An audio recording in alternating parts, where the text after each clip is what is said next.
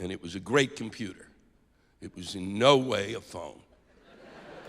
Because the carrier was AT&T, and AT&T is a carrier in much the same way as a mosquito carries malaria.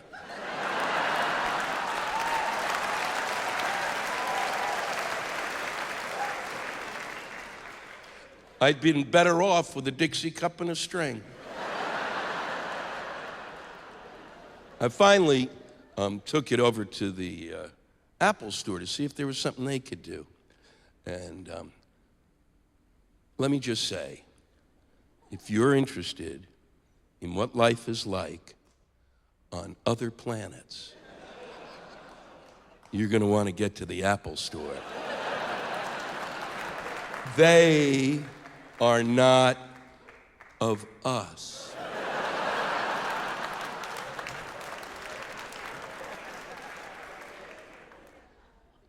They have no genitals.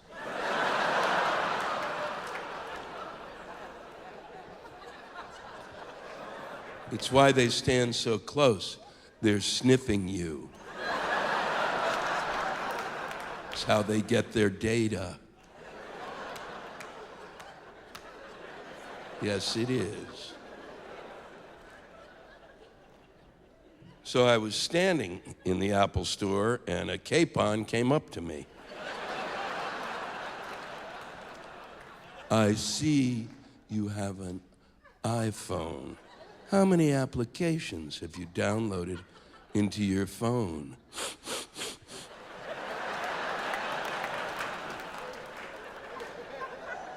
Well, I haven't downloaded any. I came here to see if you had an app that would turn this piece of shit into a fucking phone.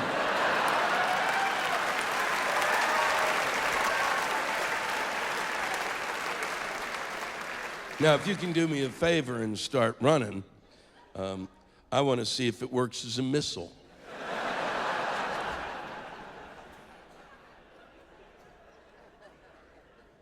John Bowman, my good friend and a great comic, told me of a story. He went to the Apple store to do some business, and he gave the woman, the sales lady, a credit card. And she looked at it, and she went, "John Bowman." He said, "No, it's John Bowman." And she said, "John Bowman." They know. They know better than we do.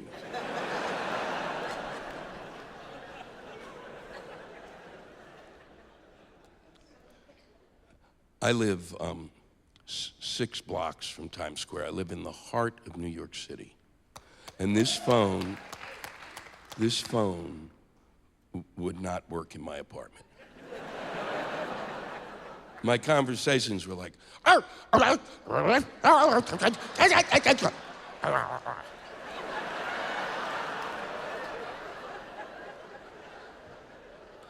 this is how fucked up I was. I bought a landline so I could keep my fucking phone. I broke with AT&T when they announced that you could buy for your home a transmitter for $200, a $200 transmitter, so that you could help AT&T build the infrastructure you thought you were getting when you bought the piece of shit.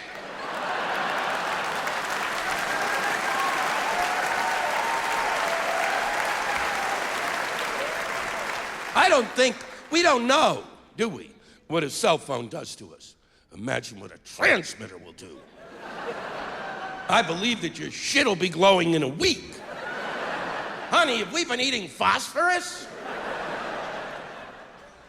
Here's the kicker. AT&T is then going to charge you $12 a month to use the transmitter you already bought from them, so that AT&T successfully turned your cell phone back into a fucking landline, asshole.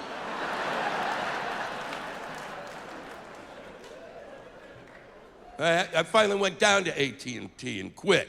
And you can't quit a contract, okay? Don't even fucking try it. You quit your contract, they will find you and shoot you in the leg.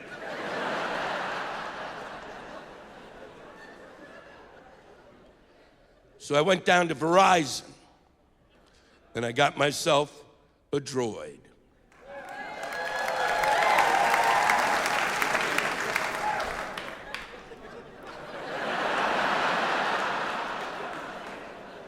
Don't you ever applaud an inanimate object again.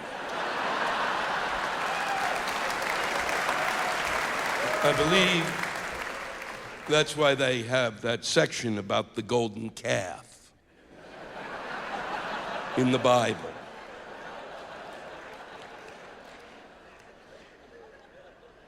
What did you think I was going to do? Launch into some commercial for this? Oh, yeah. I couldn't be happier. When I got my Droid, it changed my life. 3 days later, I accepted Christ into my heart as my one true Savior.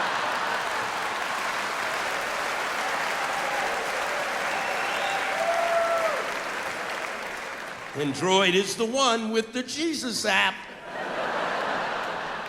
Even if you get rid of it, every Easter Sunday, he comes back again.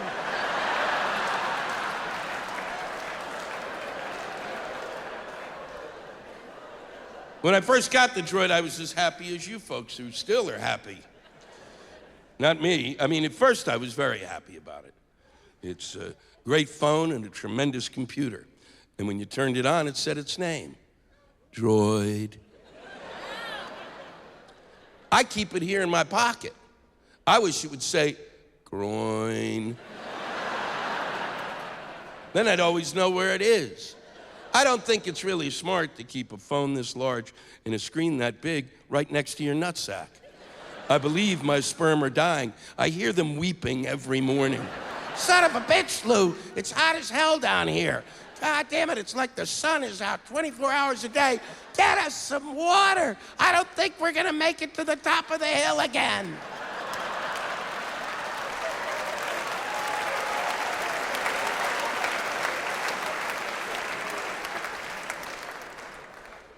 The Droid is unbelievable because it actually has a series of panels. You just touch the phone like this, like fucking magic, and a new panel would appear with all sorts of icons on it.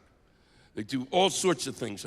I don't even know what half of those fucking icons do, and I'm not gonna touch one I don't know because I don't wanna enter an alternative universe. A few days after my warranty expired, so did the fucking phone.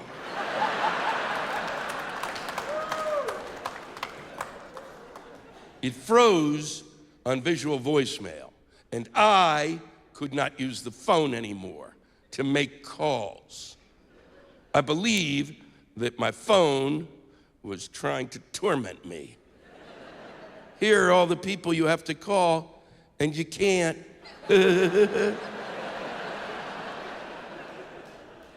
I took it down to the folks at Verizon. They said, been having trouble with that phone? Yeah. Well, to be honest, and I'm quoting, we've been having some trouble with the Droid.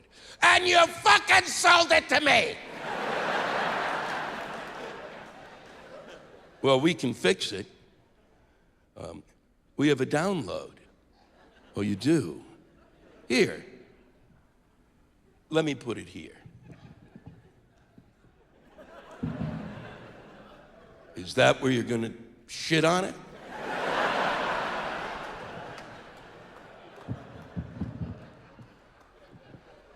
They were not happy with me.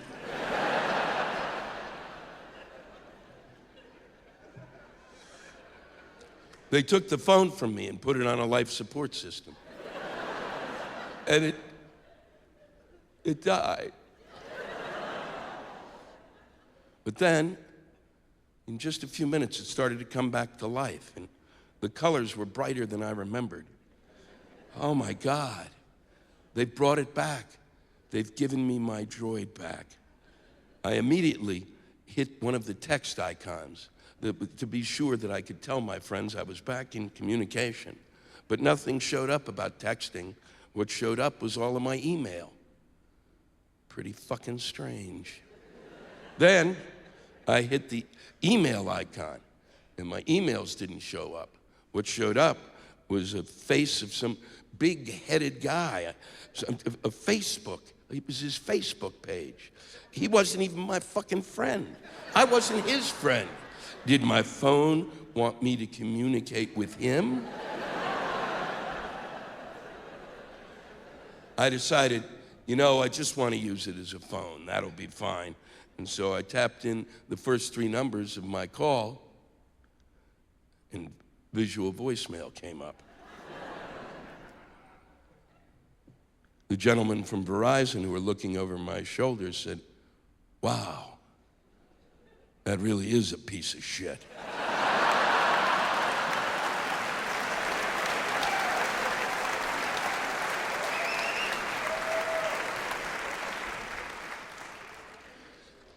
"We're going to give you a new phone." "No, you're not.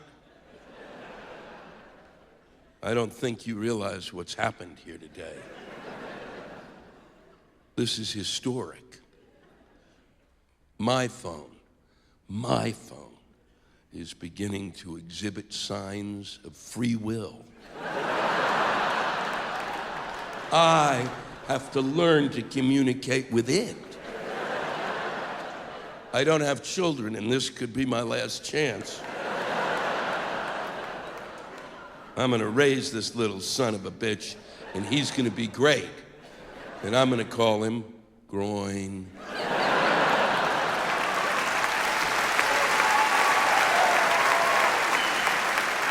Another way that we're distracted is that many Americans spend a lot of time downloading apps or applications into their phone.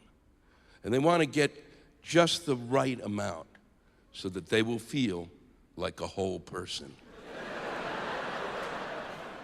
I can tell by the puzzled look on some of your faces that you don't know what the fuck I'm talking about. That's because I'm really cutting edge. If you don't know what an app or an application is, when you get home tonight, I want you to get down on your hands and knees and thank whatever God it is that you pray to for the fact that you don't know what an application is.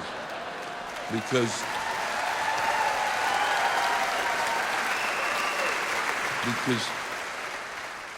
you will maintain a portion of your brain that will serve you in good stead until the day you die. But some of you out there better watch just how many applications you're downloading into your phone, because I believe there is a critical mass that you will reach. And when you do that, that part of your brain will die!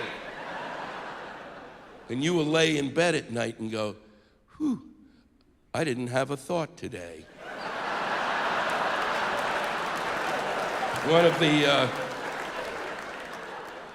One of the most popular applications that there is and there's a variety of people who put them out. It's the application that allows you to tap into your phone the following: where is the best place to eat sushi in this neighborhood? And your phone will tell you. I believe if you're standing on any block in America and you're asking an inanimate object, where's the best place to get raw fish, you've lost your fucking mind.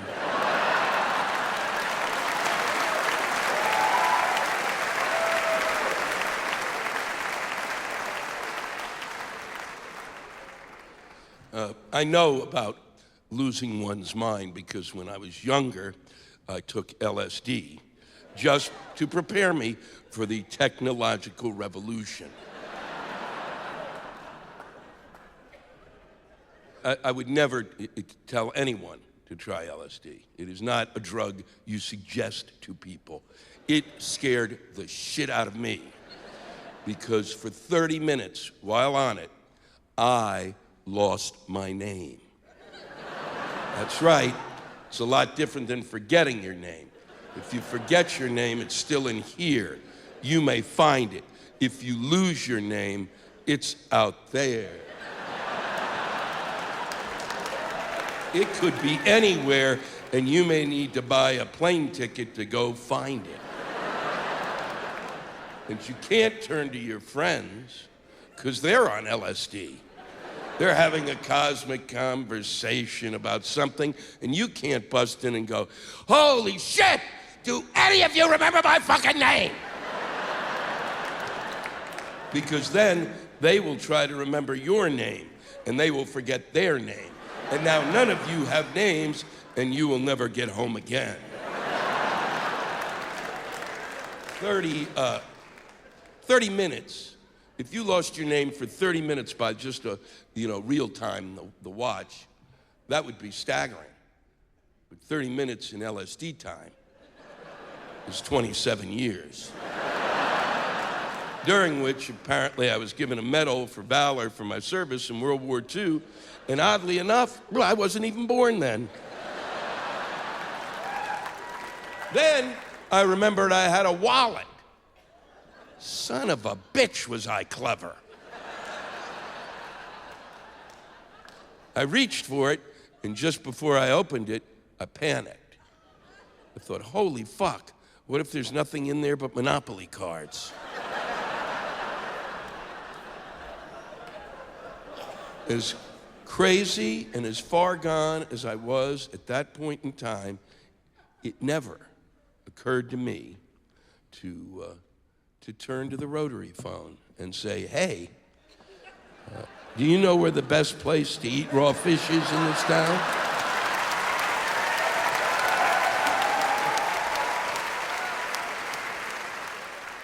There are a variety of applications that you can buy that will give you that information. People download it, and they think they know where the application came from, and they don't. Because where was it downloaded from? From the air.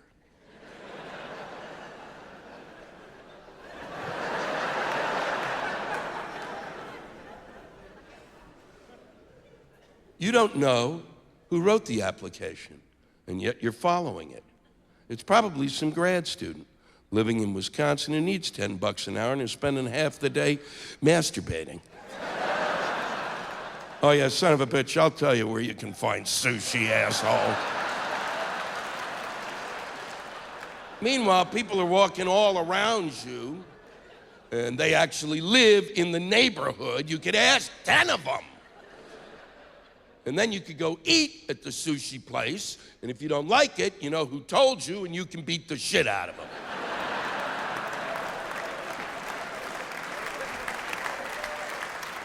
There's only one application that I really want. I need it my life!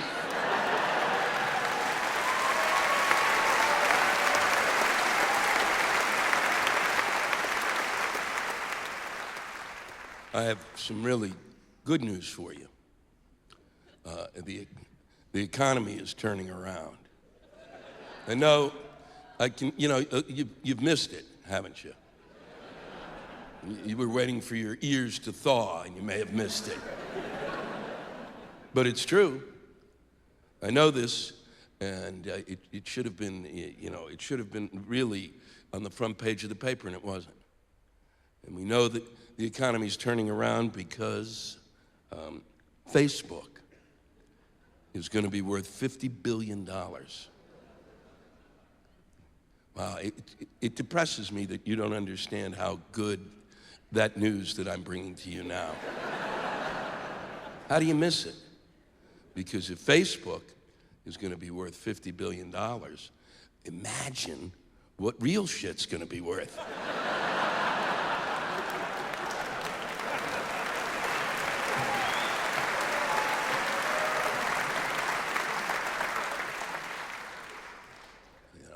The reason we know that Facebook is going to be worth $50 billion, and if China signs on, it could be worth $200 billion.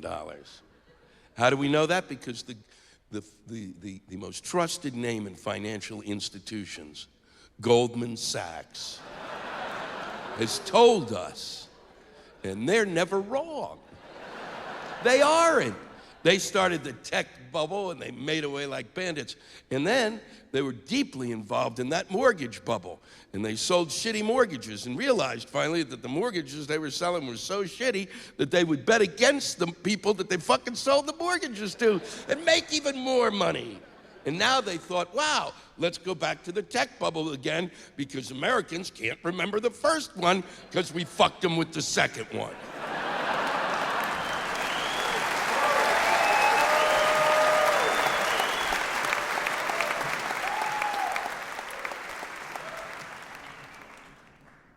You know, it's interesting, you know, if Facebook is going to be worth $200 billion, wouldn't you want to have some stock in it? Of course you would. Why wouldn't you? If it were a guarantee, you'd be right there. But you know what? Well, you can't. You fucking can't. I can't either.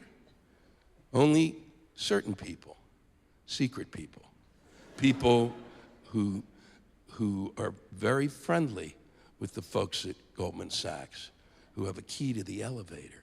People who are so fucking rich that if I say their name, this will turn into a snuff film.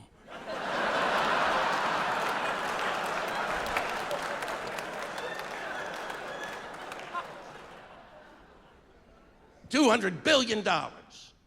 Facebook. $200 billion so that I can read that, well, Janet had a little problem today. You know, she got to work and boy, oh boy, the boss was really angry. And then she had a touch of diarrhea coming on and the Maalox didn't work. And she's not sure if it's something she ate or a stomach virus of some sort. And now she's not gonna make it to karaoke and she practiced all week, frowny face, frowny face, frowny face.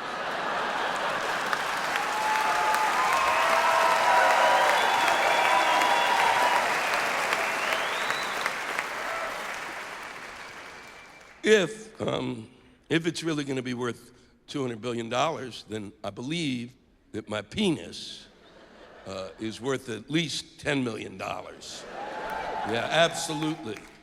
Because I can take it out, I can show it to you, it does things, you can touch it. And if I could tie it in a knot, it'd be worth $15 million. And I wouldn't have to do this shit for a living. I'd just take it out, yeah, ta-da! And then, as an encore, I'd put a kazoo in its little mouth and it would play a tune for you.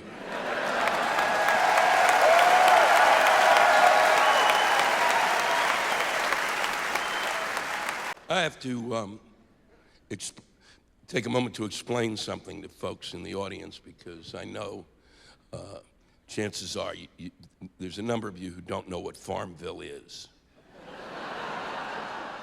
If you didn't know what an application is, FarmVille is like, whoo, from another planet.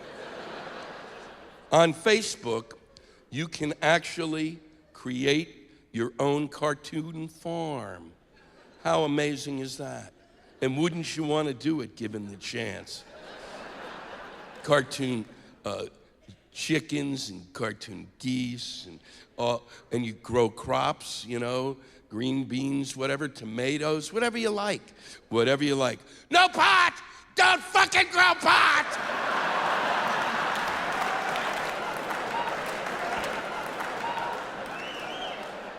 You have a little farm and a little farmhouse and a barn and everything, and it's quite wonderful. And I didn't even know about it until a friend of mine sent me a couple of cartoon ducks. I said, what the fuck is this about? Can I eat them? So people do this because really, everybody's always dreamed of having a fake farm. And I want you to remember to breathe as I make the next statement. There are people who make a living, and I know one, by helping people who have a farm on FarmVille.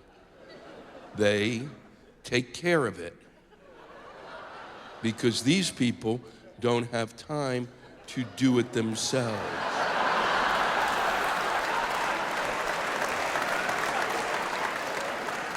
Makes you rethink farm subsidies, doesn't it? I don't like telling folks what to do with their discretionary income, but occasionally you have to be the adult and say, no! I don't think you know what you're doing here. You're having another human being tend to an imaginary farm. You're having them take care of something that's inside your head.